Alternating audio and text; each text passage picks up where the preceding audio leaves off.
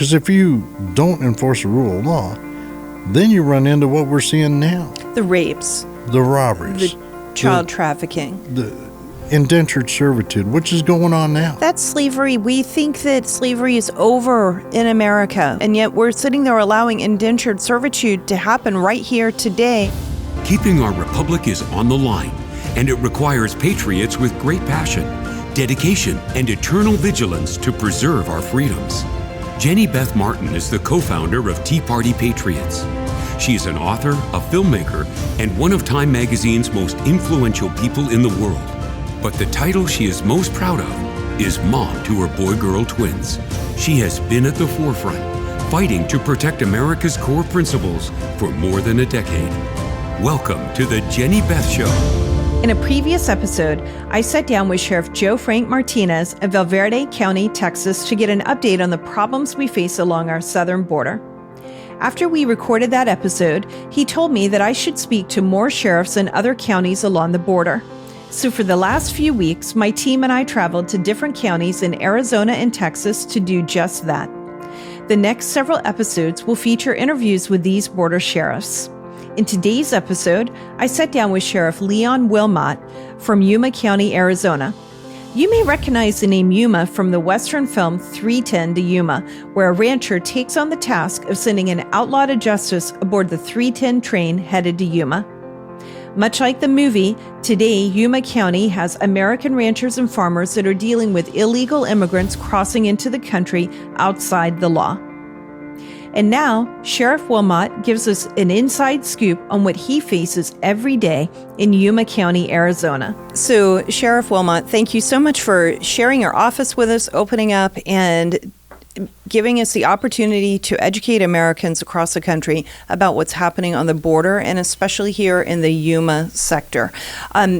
Just this morning, you were telling me before we started that this morning there were people from Africa who were apprehended at the border here in Yuma. Mm-hmm. How many, and what was going on with that?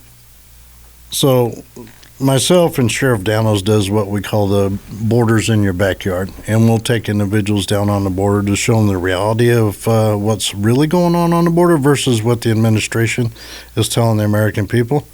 And this way they got a better idea of what the truth is. So I was taking the local media down to the border this morning, took them down to the river corridor, which runs all the way south from California into Mexico, Colorado River. So we were down there, one stop, picked up a bunch of IDs that individuals had left on the ground, and then took them down all the way down to San Luis, Arizona, which is right there, San Luis, Mexico, sister cities. And when we were down there were 28 individuals that Border Patrol was apprehending that were from Africa down there this morning.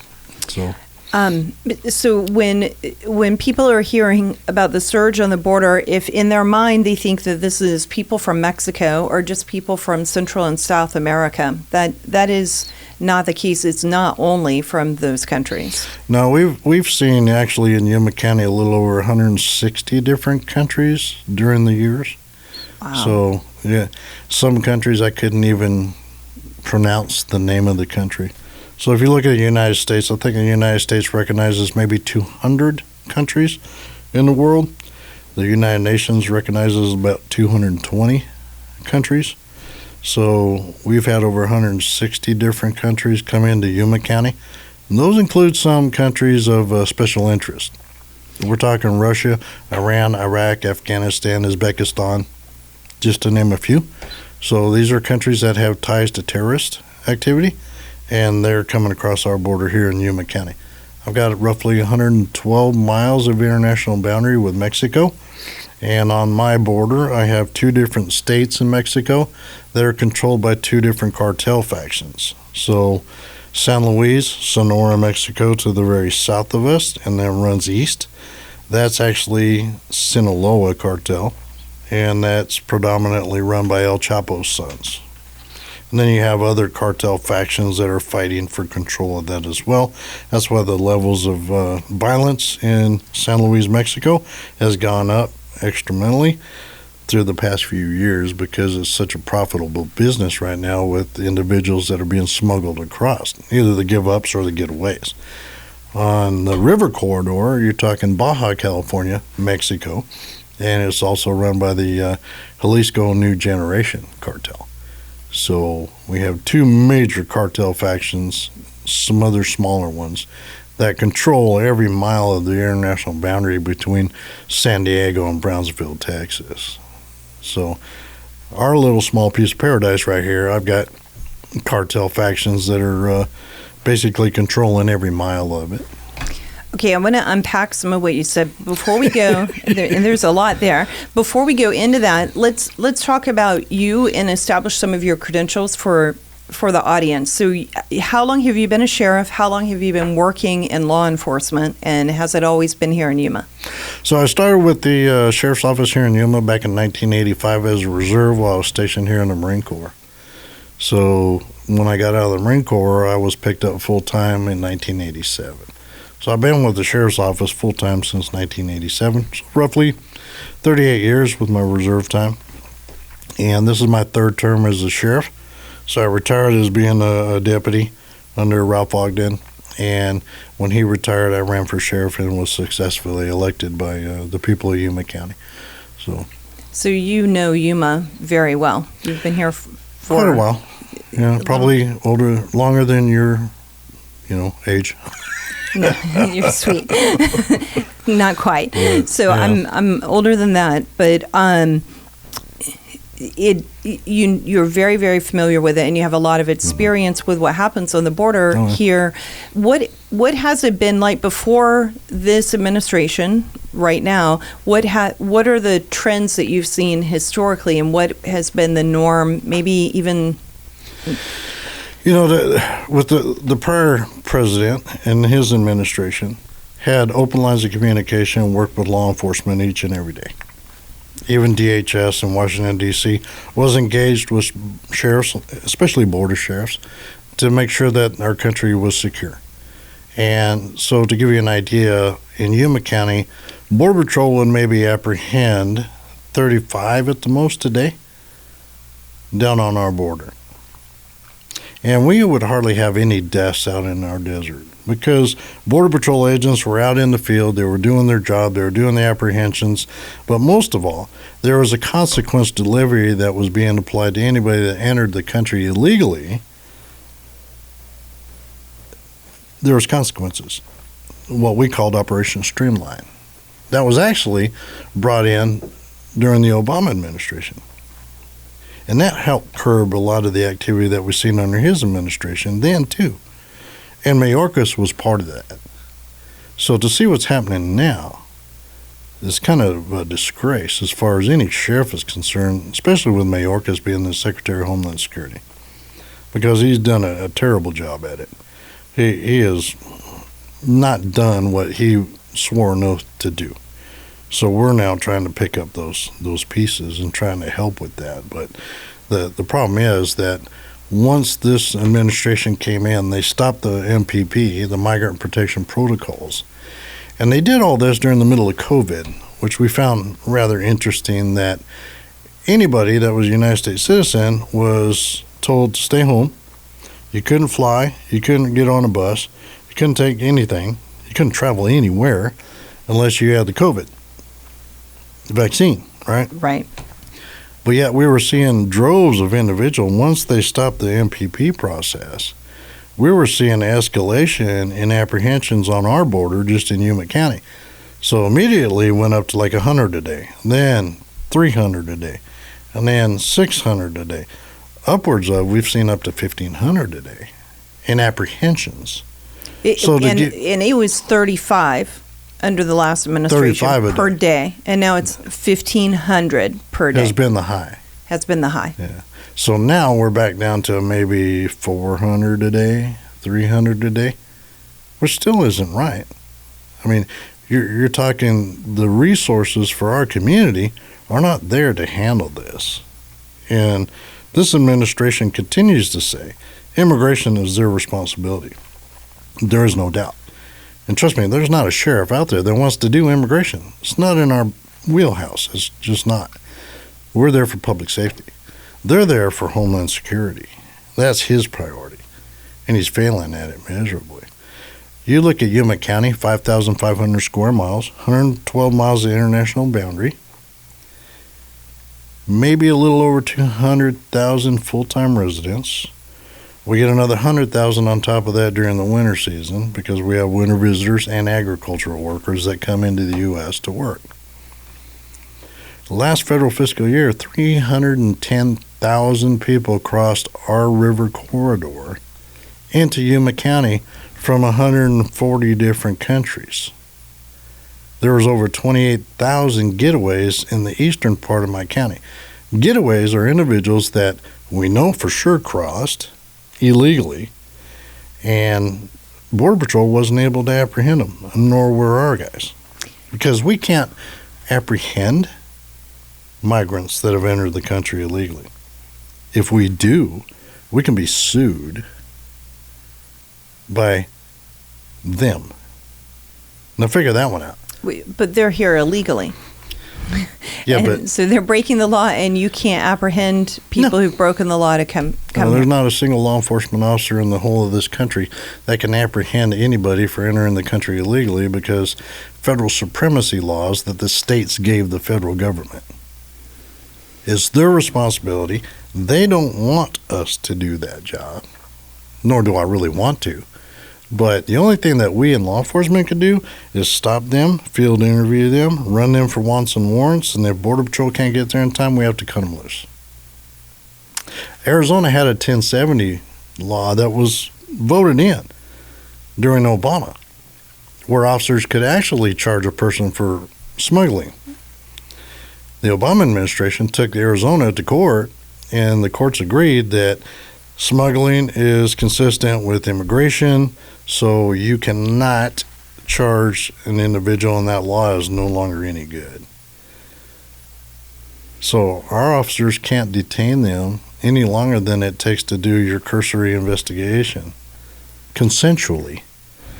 So if my officers, which has happened, run into a situation where we go to a domestic and party A or B are not getting along, and party A tells us, well, party B is actually a smuggler, and then there's a bunch of individuals in the back of the house that there's nothing we can do. We can call Border Patrol and hope that they can show up. But we can't charge them with anything in Arizona. How many Border Patrol agents are there for this sector? So Yuma sector is probably your second smallest in the country. So you have maybe 800 Border Patrol agents, 900 at the most. And so you try to figure out the ability to take that many people and be able to process 600 a day, let alone maybe double that. And so those 800 people are responsible for processing 310,000 in 2022. Yeah. And what's sad is like, for your listeners to understand, Border Patrol was never designed to do what they're doing now. ICE is actually the ones that are supposed to receive apprehensions by Border Patrol. They're the ones that are supposed to have the detention facilities to process, feed, check their medical, take care of all of that. This administration has defunded ICE to the point where they hardly have any ICE agents to do immigration. So they put that onus on Border Patrol. So your listeners understand, to equate it, it would be like a sheriff telling local law enforcement, I'm no longer going to allow you to book anybody into my jail. You're going to have to keep them at your police station. You're going to have to feed them. You're going to have to clothe them. You're going to have to make sure that they go to court. Border Patrol doesn't have the facilities nor the knowledge or the ability to be doing what they've been tasked to do by this administration. It's almost like they intentionally designed this to make them fail because they're pushing a political agenda. And it's wrong. You got to get politics out of public safety. Okay, now, and I completely agree it's wrong. So I'm not disagreeing that it's wrong. I think that it is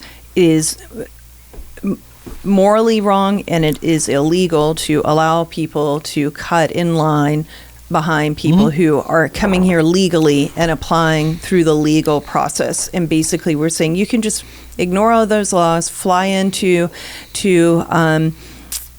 Mexico, yeah. and come on into the country, and you jump ahead in the line of all these other people who maybe are flying to America directly and going through the proper immigration channels. That is completely wrong.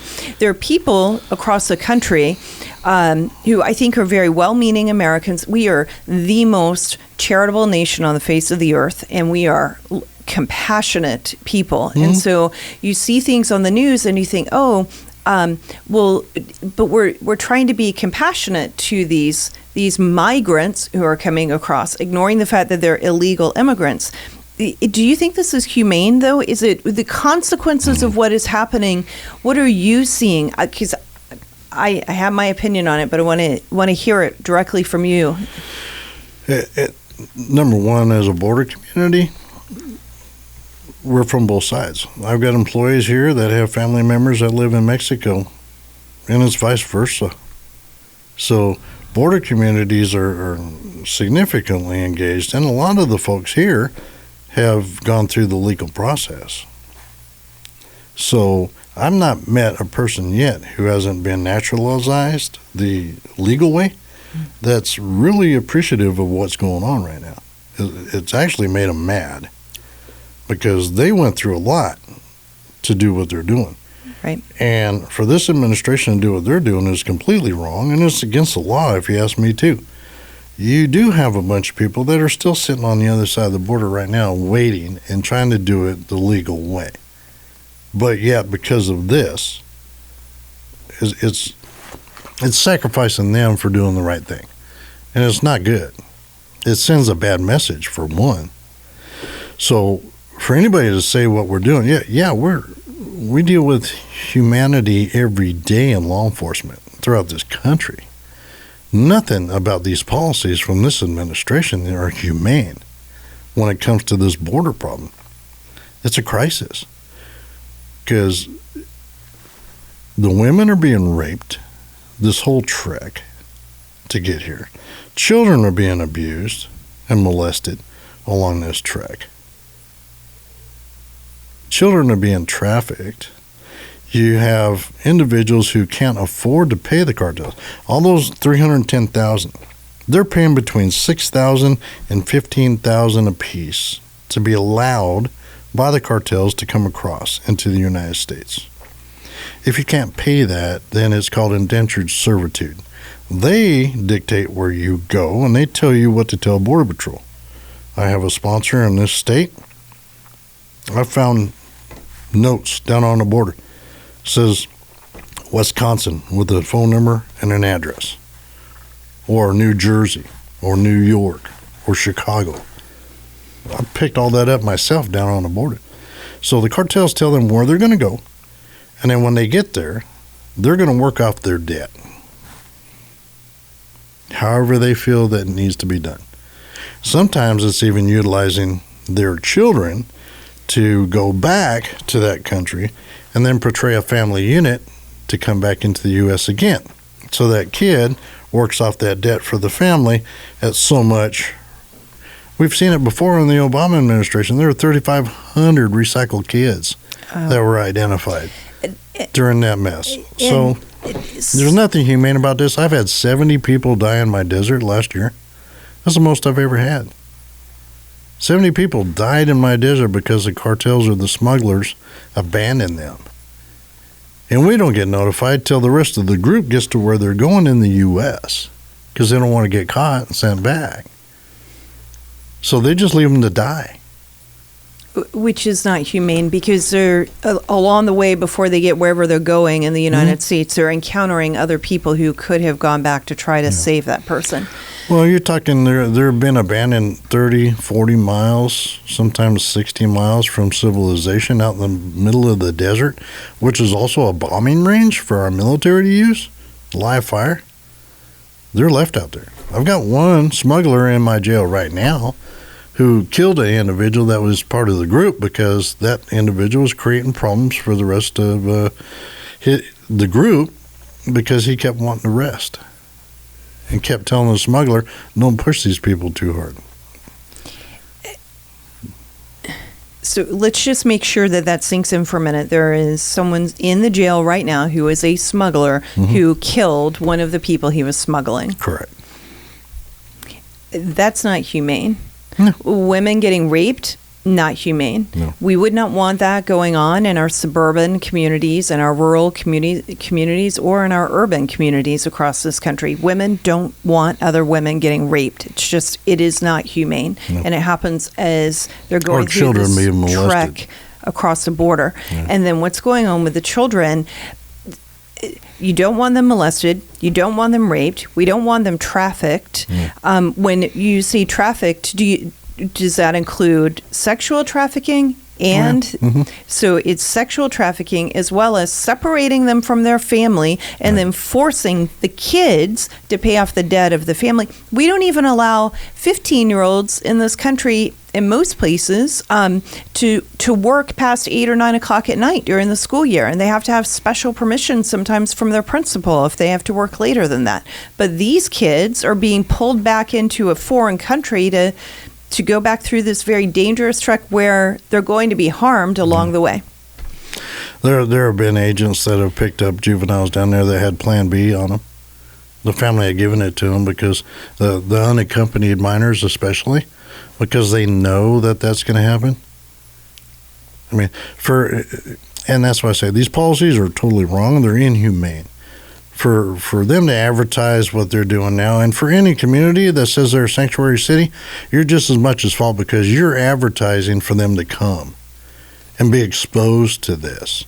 And we in law enforcement, we've been fighting this from the very beginning. Everything that I've told you, I told Mayorkas face-to-face was going to happen if his policies went into effect.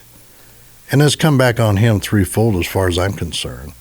Because those 70 people that died out in the desert, that's on him. I don't know how he sleeps at night. That's on you don't care. He knew better because he helped implement the Operation Streamline. 100% prosecution for anybody that enters this country between the port of entry illegally. 100% prosecution. That's all you got to do is enforce the rule of law. He won't do it. Why?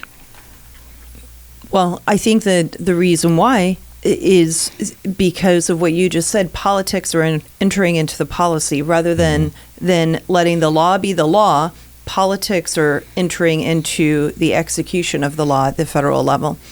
So if I wasn't a sheriff, if I was a chief, I probably couldn't talk to you right now. Just depends on whether a city council, a mayor, city administrator would allow a chief to talk to you and be truthful and straight up. Sheriffs across this country work for the people. We're elected by the people. Right. We're a constitutional office. I speak for the community. Hold on. Before you talk about speaking for the community, explain what you mean when you say constitutional office, that a sheriff is a constitutional office. So the sheriff is elected by the people of their community. Right. That's a constitutional office. Anybody that's elected has to swear an oath to the Constitution of the United States and the constitutional laws of the state for where they're elected. So as a sheriff, my boss is the people, not a board of supervisors, not anybody else, the people of that community. That's why it's called sheriff's office compared to a police department.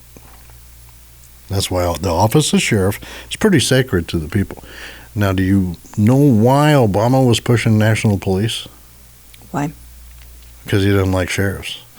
Because we can speak the truth, and it doesn't meet their narrative. They don't like that. If you had a national police, you control the narrative. You control the information flow to the people of the communities. There's still a push by this administration to do national police in this country. Heaven forbid that ever happens. And people need to be aware, because that's the narrative that they're trying to push. Sheriffs work for the people. That's why I can speak freely. I don't have nothing to hide. It's just the facts. Right. Why would I sit here and do this unless it's an educational thing? Right. You know, this is the real deal. What you hear on the news is from somebody that's 2,000 miles away that doesn't have a clue. about border security, let alone anything else on the border. It isn't just, it is border security, Yeah. but anything else on the border is really important as well. We're down here, this will air probably a few weeks from now, but we're down here in the first week of June. Mm-hmm. It's 105 degrees out today. In a few weeks from now, it's going to be even hotter. You were showing me a photo earlier, and we'll get that photo from you so that we can put it on the screen, of concrete that was, I think, 105 degrees. Yeah. And then you had a thermometer, and then you walked out of the shade and took the temperature again, and it was 141 degrees on Ground temperature. Yeah.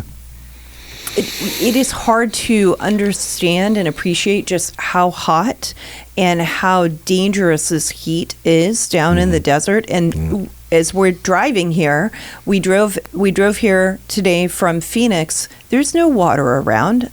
No, it's pretty brutal out there. It is. And people are going to die, unfortunately, too. And that's the sad part of it. I'm going to have more people dying in my desert. I've got my search and rescue guys out there patrolling all the time. I've got my posse members out there patrolling in vehicles. I've got my deputies working Operation Stone Garden on an overtime basis to help augment our Border Patrol partners down along the river corridor to prevent the ancillary crimes that so often accompany this situation. So you got the burglaries. We end up taking the rapes, the robberies cases. Those are all ours. Federal government doesn't investigate those. So we get those calls. Whether it's in a city jurisdiction or the county, local law enforcement has to take that case. So we take the robberies. We take the rapes. You've got the criminal element that once a group comes across, if they know they have money, they're going to kidnap them and extort more money out of them or their family members to let them loose. We just had a case here 2 weeks ago in San Luis, Mexico, where there were over 140 migrants that were kidnapped by another cartel faction and held for ransom until they could get more money out of them. That's what we deal with. And then you have the other criminal element that will follow them across down in the remote areas, rape and rob them in the U.S., and then flee back into Mexico. And then local law enforcement gets that call, and we have to do those investigations as well. So those are ancillary crimes that we end up taking. That takes it away from doing what we normally do for our community, and that's improving their quality of life. I like to think we're doing a good job because a lot of our community doesn't really see what's going on. They did here not too long ago because Border Patrol was so overwhelmed that immigrants that had entered the country illegally had actually walked up to our door because they Googled on their phone detention facility, and they thought we were Border Patrol. That's 6 miles away from my office. They just walked all the way up here. That's what we were dealing with, and then the community seen it, and they were in an uproar. So working with our federal partners, we've been able to stymie a lot of that. The golden rule for me is 100% prosecution if they violate the state law, and it impacts Yuma County significantly. So Yuma, small corner of the world, right? You know that Yuma's predominantly agriculture here. 90% of the winter vegetables that are grown here are for the whole of the United States. So if you're eating a salad, cabbage, anything like that, leafy green, in New York City, that came from Yuma County during the winter months. So we had immigrants coming across illegally, defecated in the farm fields, criminal littering, trampling all over the harvest that they were trying to do. So because of food safety, those farmers are impacted. And you're talking celery, cabbage. It's pretty expensive per acre, $5,000 an acre maybe, roughly, just a rough estimate. So if they can't harvest that acre, then we get called. Because now we're going to prosecute those individuals for trespassing, criminal damage to the crops. That's what we get handed. You know, the former governor put up containers. I'm sure you've probably seen that down in Yuma along the border. Well, the reason why the governor did that is because the farmers were screaming bloody murder because this was happening to their crops. Mayorkas had been down here months before and said, I'm going to do something about this. He hadn't done diddly. And this was impacting the farmers, so the governor finally said, I'll put up containers down there until this administration does what's right. So there was this big false narrative about Ducey doing containers on the border, and the federal government was going to sue the state of Arizona. See what I'm getting at? It's supposed to be a partnership. Yeah, it's supposed to be a partnership, and Ducey's doing that to make sure that the rest of the country can eat during the winter months. Exactly. It actually is for a very good reason and a purpose. There was a purpose behind it, unlike what you hear in the news from 2,000 miles away. Yeah, exactly. So these folks 2,000 miles away, instead of partnering, they wanted to sue the state again, just like they did under 1070. It's nothing productive about their personal and political ideologies being interjected into public safety and homeland security. And that's what they're doing. They're pushing their agenda, but they're not enforcing the rule of law. So now the containers are gone, but guess what? They're actually starting to fill some of those gaps because too much heat. And people are dying. And our family advocacy center has handled already 9 juvenile cases where they were molested along the track, but the unfortunate thing is you don't know what country they were from or where it happened. And you're dealing with unaccompanied minors, so you got to find people that can speak the language too. 140 different countries. Not everybody speaks English. And the sad thing is these countries are not friends of the United States. So when Border Patrol tries to do a background on these 310,000 people, they're not going to share whether they're wanted for murder, rape, are they a child molester. And when you look at the fact that I'm picking up IDs, passports. Let's talk about some of that. You know, these are passports from different countries that I've picked up. I've got identification cards from individuals that have been granted access to live in another country because they fled a country of violence. But they discard all this down on the river corridor because they don't want to get caught, because they'll be sent back to that country because they've been allowed to work and live and be in that other country of nonviolence where they came from. So they discard all of their IDs to the point where they even discard all their money. I picked this up personally down on the border. That's money from all different kinds of countries, because they know the United States is going to fund everything for them. That's what the cartels tell them.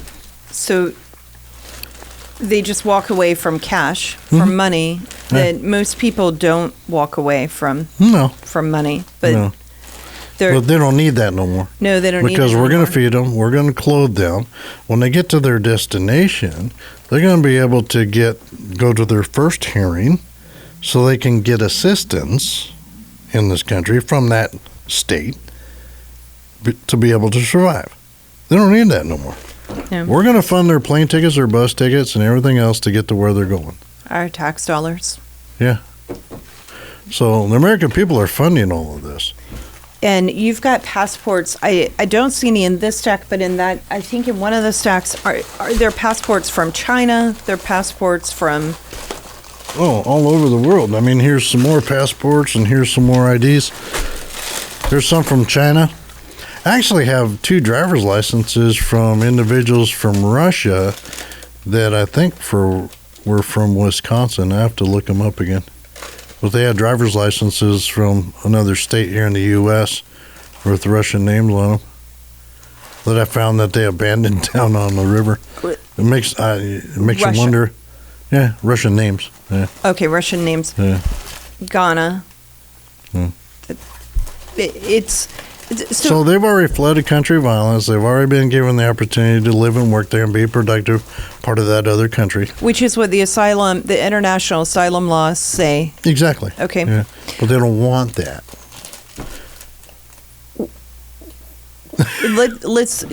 I want to go back to another part in just a moment, which I'll remember. But why don't they want that? They don't want to stay in the other country, which the international asylum laws say they should be doing. They don't want to do that.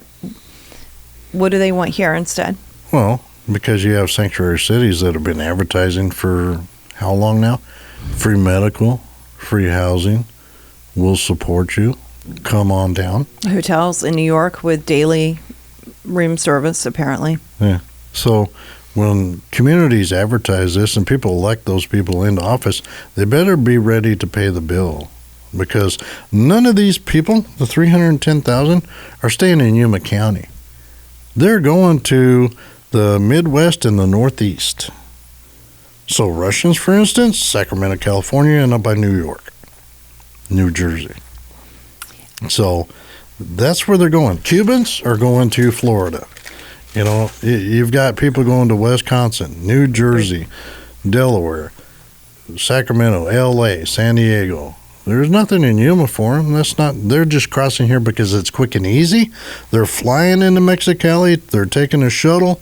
They're taking a bus. They're taking a taxi, an Uber in Mexico from the airport in Mexicali, and then they're walking across our river down there because it's shallow because the rest of the river is being diverted into Mexico.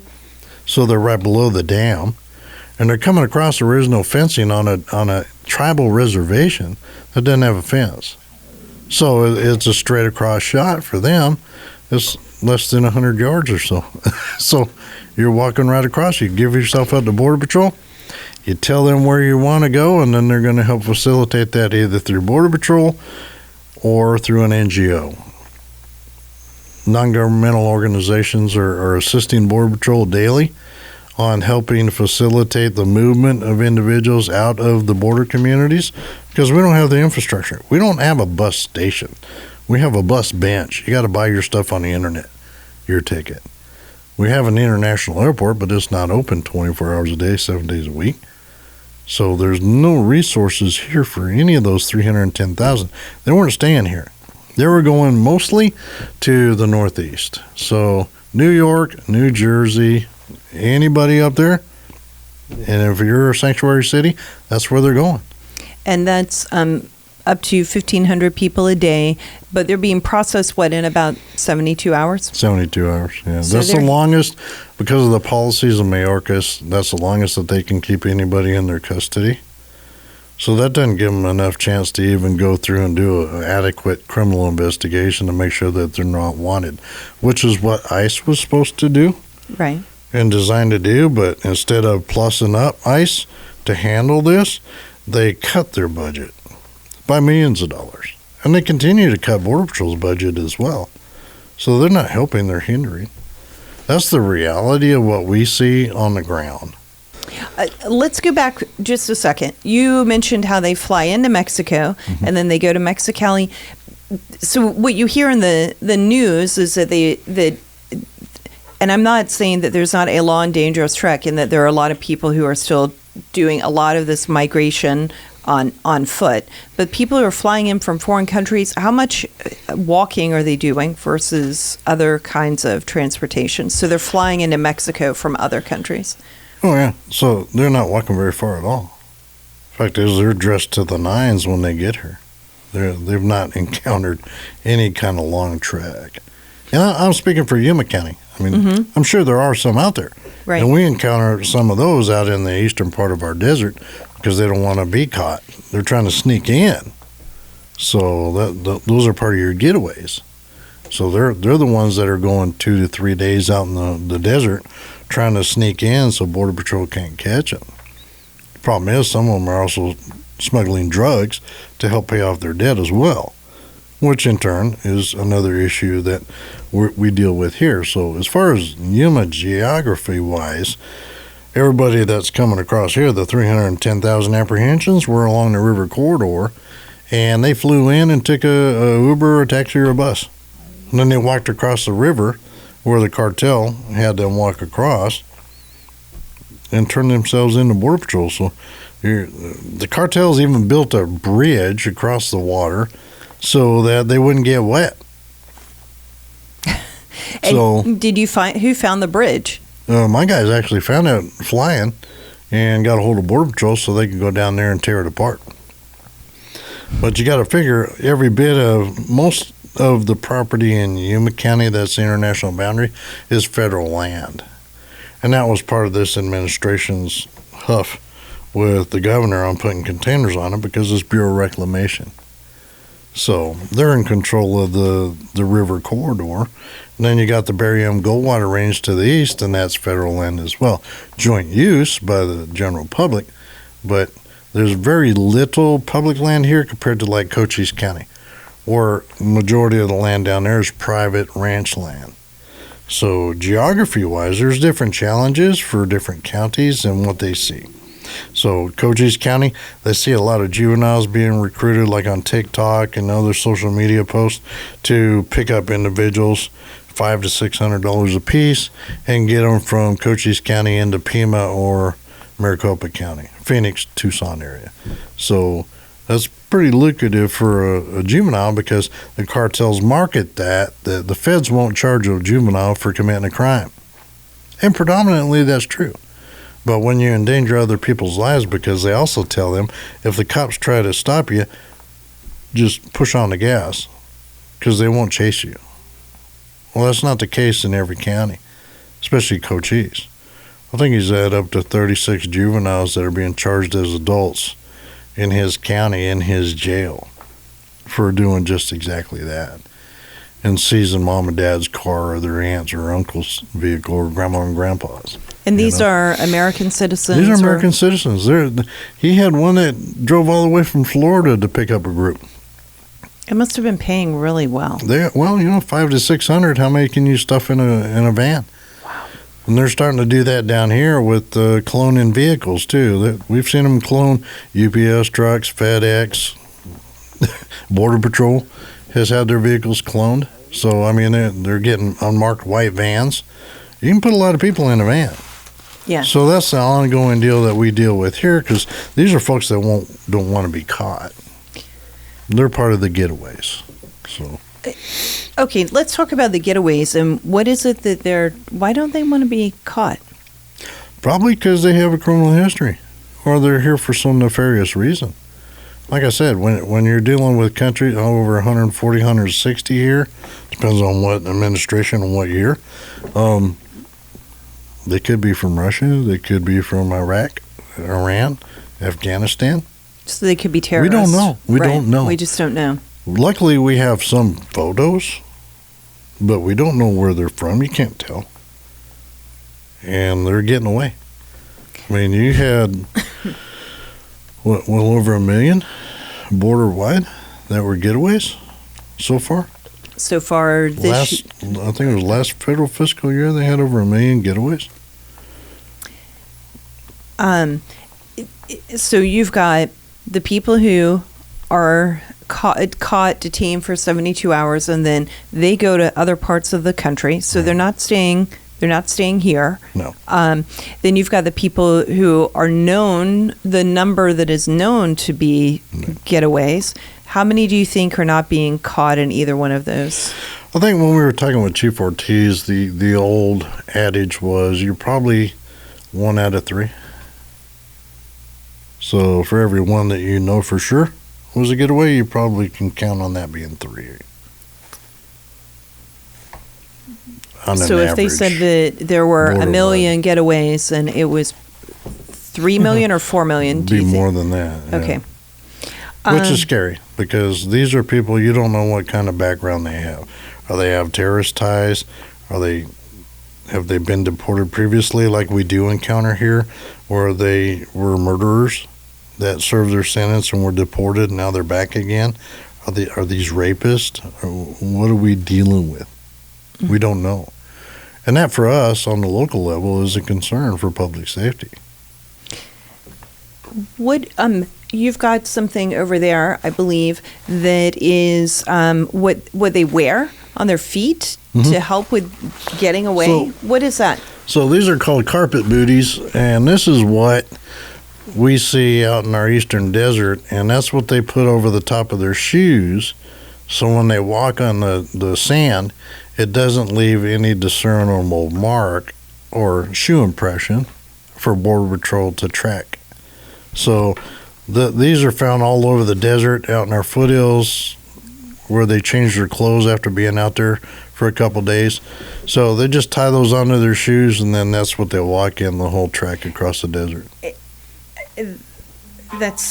That's got to be not fun at all to walk across the desert and then to have that on your feet. Also, you really don't want to be caught if you're going through that extreme. I think that some are wearing camouflage, some are not. Some are wearing all black because they want to come in during the dead of night so they won't be detected. So they're going through a lot to conceal their entry into the U.S. And you've got photos of that that we'll be able to show. And you've even got photos where they seem to have something on their feet, too. Oh, yeah. Yeah, the same thing as the carpet booties. How many this year do you estimate have been apprehended? How many have died? So this federal fiscal year, which is October through September 30. Border Patrol in Yuma County has apprehended a little over 145,000 apprehensions. And I think we were at 8,000 getaways. Okay. I'll have to look. Maybe 9,000, I think you mentioned earlier. Yeah, that was, okay, yeah. 8 or 9. 8 or 9. 8 to 9,000. I mean, that's not good. And then does it increase during the summer months? Do more people come in the summer months or not? And with Title 42 changing, what do you think is going to happen between June and the end of the fiscal year? You know, it's hard to say. So prior to Title 42 ending, there was a mad rush because when we were under Title 42, and that was a misconception that we didn't want Title 42 to go away. Being in law enforcement, you actually did, because there was no consequence for you entering the country illegally. You were just sent back if they could. If not, you're let in. Most of the apprehensions were Title 8 here versus Title 42. So Title 42 is probably happening more like in McAllen, Texas, maybe? Other areas. Okay. So what is Title 8? Title 8, basically, a lot of what we've seen here from the 140 to 160 different countries, those countries won't take them back. They're staying. There's no way to deport them back to their country. The country won't take them back. Why won't they take them back? How can they not take back their own citizens? They don't have to. So the 310,000 that you hear about, 95% of them are Title 8. They're staying. And they won't have a hearing for, it used to be under Obama administration, the courts are backlogged by 7 years for what was already going on then. So now you look at the millions that have come across the last 2 fiscal years. They're going to be 11, 12 years down the road before they even go to a hearing. That's what the American people need to realize is what Mayorkas is saying is a half-truth. But you got to figure he's also an attorney. He's a U.S. attorney, so he knows how to manipulate. All attorneys do. Yes, they do. But the fact of the matter is that every one of those numbers, Title 8, is basically you can enter the country once, but if you are deported, then if you enter it again, then you've committed a crime. Just a rough way of explaining it. But most of those folks that enter, they know that they're not going to get sent back because that country won't take them back. And, okay, so they won't get sent back because that country won't take them back. But the international asylum laws say that I keep going back to this because then if they were coming here from Mexico, they should have stayed in Mexico because you are supposed to stop at the first country that can give you asylum. Well, that's why I got all their passports and IDs. That doesn't matter. None of it. Well, we're living in a lawless situation. And I would imagine that some of the people, especially like I would say women and children, are trying to get away from a bad situation anyway. There are legitimate ones, but you can't want to escape lawlessness and think that by coming here and being lawless, you're actually escaping. You're creating. You're ruining the place that you're trying to seek refuge in because you're destroying the rule of law. Speaking to the choir. That's what we've been trying to say to Mayorkas since day one. Yes. But see, they don't care. No, he doesn't care. Why the president doesn't care. Neither does the vice president. She hasn't even been to the border down here and talked to anybody, and she's the border czar. Correct me if I'm wrong, but I mean, you would think that anybody that, I mean, when you're given the distinction of being the Secretary of Homeland Security, who Congress has given the ability to develop procedures and protocols and policy in regards to border security, you would think that he would be, number one thing would be Homeland Security. We have all said it from day one. Homeland Security, border security, public health, public safety. Those are the priorities that need to be looked at. I get the humanitarian side of it. Trust me, I deal with it each and every day. So do my troops. But you also have to enforce the rule of law.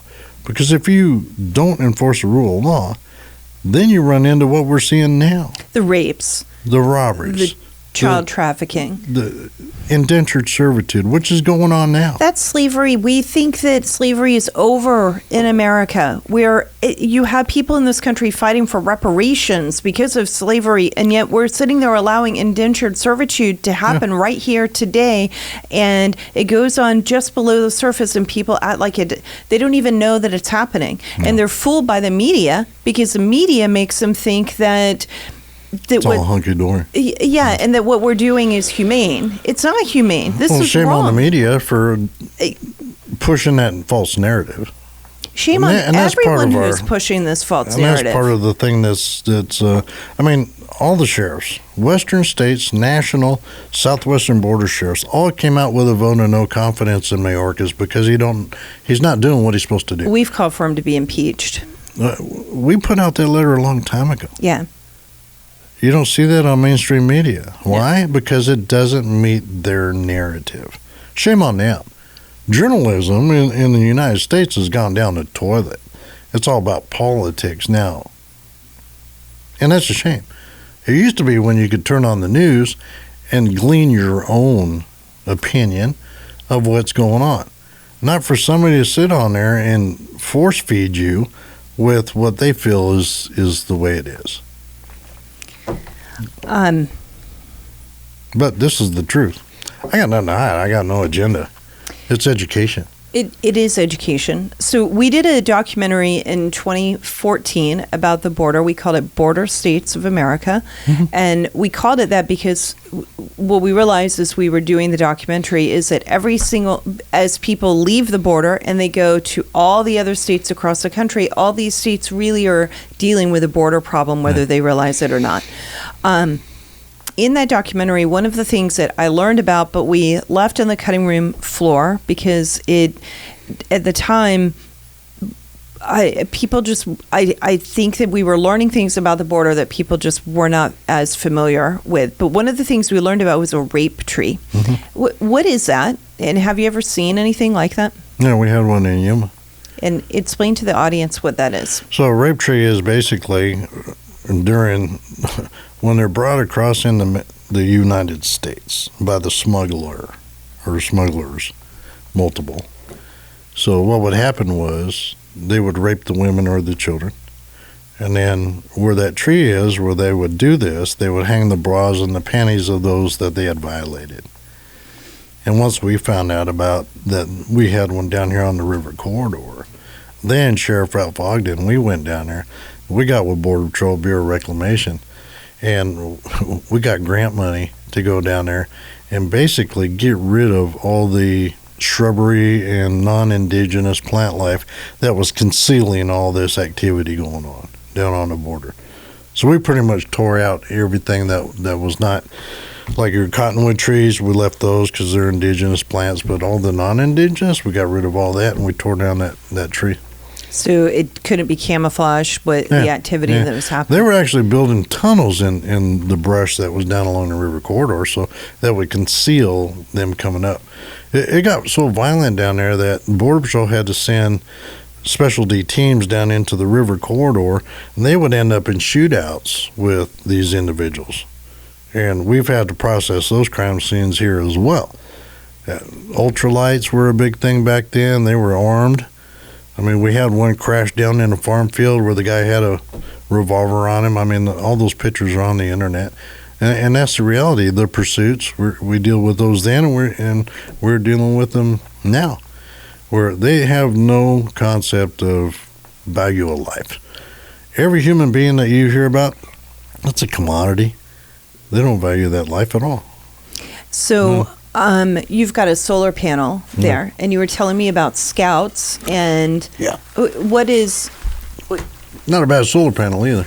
But so basically what the cartels would do is they would set up scouts up on a mountain ridge out in the remote parts of the desert, and they do that all across the border where they can. There's probably not a sheriff on the border that doesn't have this issue, but the cartels would put them up there, and then the groups that were smuggled across would resupply them with batteries or food or water or whatever they needed to keep them up there. So, and the scouts' idea is you got a high vantage point. You can detect Border Patrol or anybody else, law enforcement, where they're at, especially out in the desert, because it's so open. And then they could radio in when it was free for those groups to cross. And they keep tally books because that's how the lookouts get paid, is by the successful ability of individuals to be smuggled into the United States. So we encounter that out in the desert all the time. Smugglers and scouts. And it really is commodities. They're getting paid. It's their product. Yeah, it's so their job. if it's a large group, then you're going to get paid pretty good money for allowing that to go through. So, yeah. You've got a book. I've got a couple here. There's one called The 50 States Border Crisis. That's a good book for anybody that wants to read about it. And that was back during the 2012, 13, 14 era that you were talking about. That's a newer one that came out, the Crossing. That's basically looking at the border on both sides from San Diego to Brownsville, Texas. There's actually pictures of Yuma and stuff in that too. But, you mentioned it, and there's not a sheriff now. I'm on the executive board for national sheriffs. It's a 50-state border crisis. It really is. And that was called back then by Howard Buffett when he wrote that book. And that was a pretty in-depth book on the border and what's going on. And it's not one way, it's both sides. It covers both sides of the border. And why people doing what. I've run into lawyers, I've run into doctors, I've run into teachers from all these different countries down on the border. I get it. They want to improve their quality of life. Let's do it the legal way, is my response. I mean, they're educated people. They really are. But you need to do it by the law. I hear Congress all the time, the electeds in D.C., well, this is a bad deal. We need to change this law. I've heard that since I've been running for sheriff in 2012. They've yet to do it. We talked about the Gang of Eight. That was a joke. I even told Senator Flake that. Said, this is garbage. Yeah. What they wrote in that. I mean, I was actually one of the few sheriffs that read that proposal, and I told them it was a joke.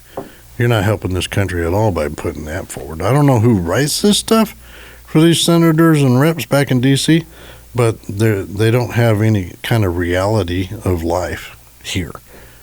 Their reality is 2,000 miles away in a glass house that they don't have to deal with this stuff. But I got news for them. Look at Chicago PD. They're having to house migrants in their lobbies.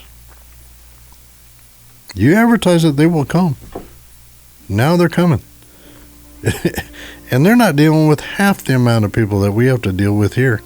They have a bus or two of 50 people or a plane, and you've got 400 a day. Yeah.